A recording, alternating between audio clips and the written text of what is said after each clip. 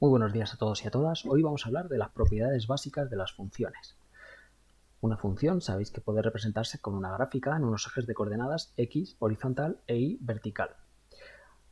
Una vez obtenida la gráfica, es muy sencillo estudiar las distintas propiedades de las funciones y si la función representa el movimiento de un vehículo o cómo suben y bajan los precios o cómo se expande un virus o una bacteria, pues es muy fácil interpretar el comportamiento en la vida real de estos fenómenos analizando el comportamiento de la función.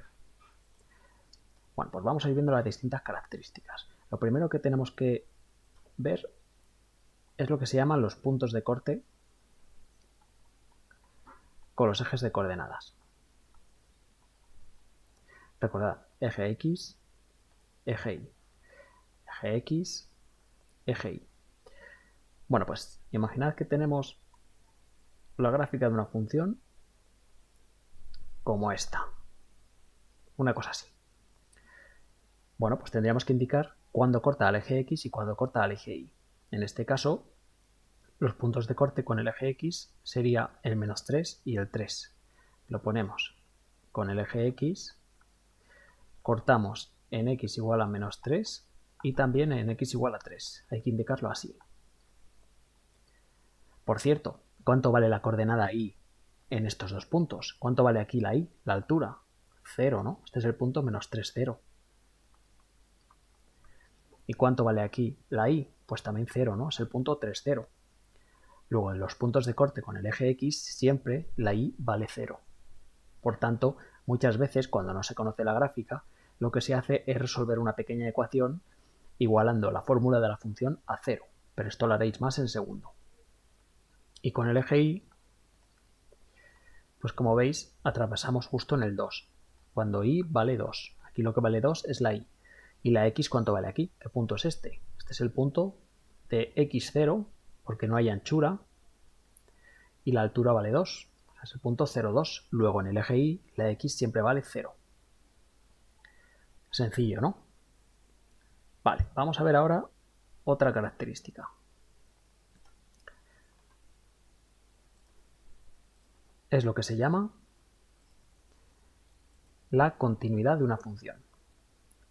Bueno, se dice que una función es continua cuando hay una definición fácil y una un poco más técnica. La definición fácil, digamos un poco más de primaria y de primero de la ESO, es que la función es continua cuando se puede dibujar la gráfica sin levantar el lápiz. Veis que yo la he dibujado sin levantar el lápiz. Luego esta función es continua.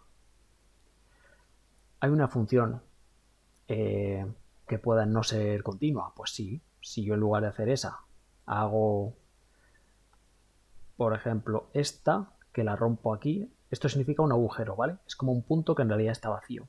Desaparece aquí y ahora continúa por aquí. Esta gráfica no es continua, he tenido que levantar el lápiz. Vale, esta es la definición un poco de niños pequeños. Pero hay una definición un poquito más rigurosa que es que una función es continua cuando no presenta ni interrupciones ni saltos. Por ejemplo,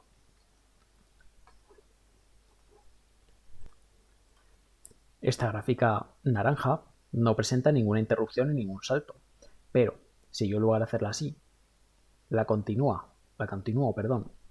así, haciendo un agujerito justo en esta parte de aquí, esto significa que aquí hay un punto que nos han robado, para que me entendáis, aquí hay un punto que ha desaparecido, es decir, en el 3,2 más o menos, por aquí, si miramos, en la gráfica realmente no hay punto, ha desaparecido.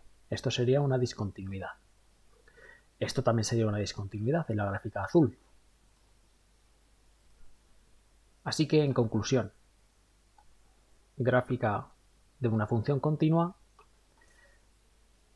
y esto sería una función discontinua en la que nos roban un punto o a lo mejor lo desplazan un poquito más arriba o un poquito más abajo.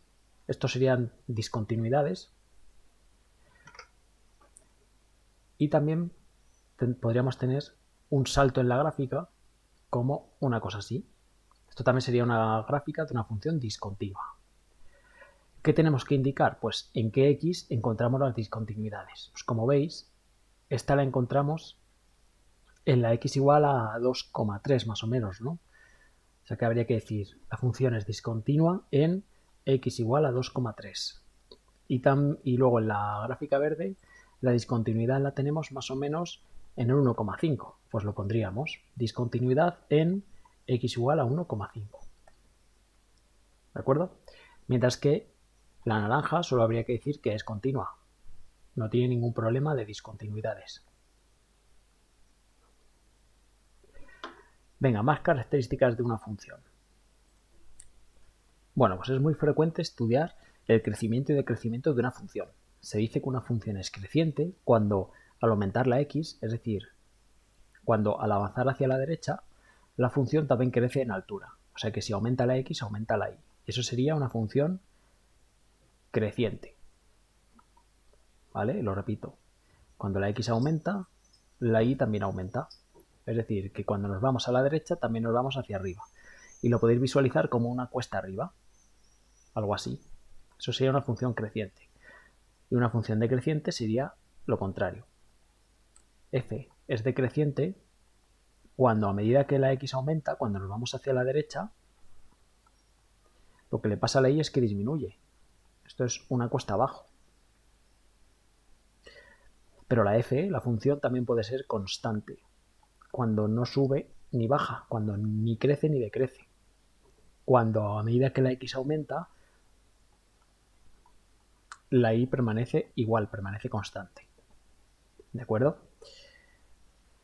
Bueno, una función que siempre crece, o siempre decrece o siempre es constante, se dice que es monótona.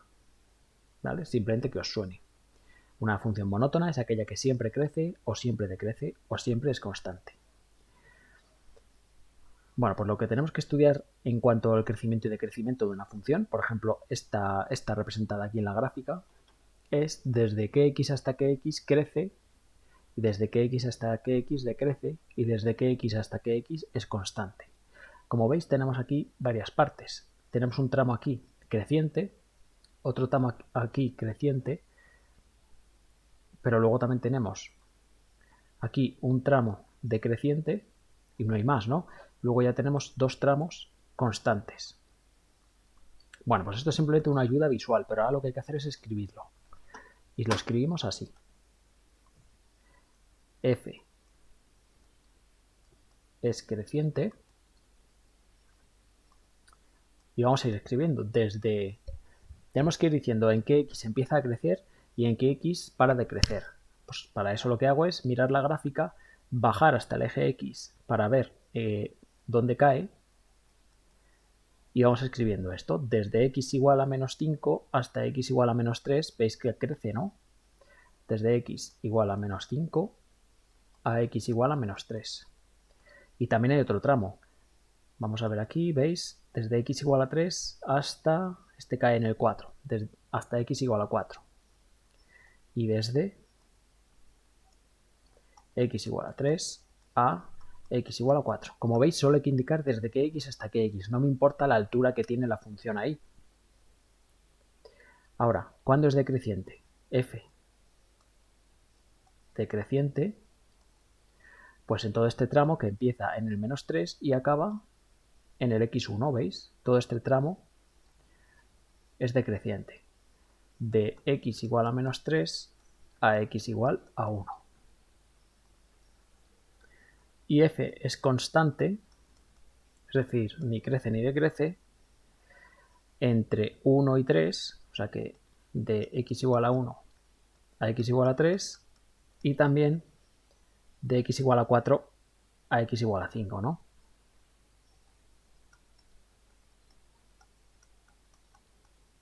Muy bien, ya tenemos el estudio del crecimiento y del decrecimiento. Y lo último que nos queda por ver, lo que se llaman los máximos y mínimos relativos.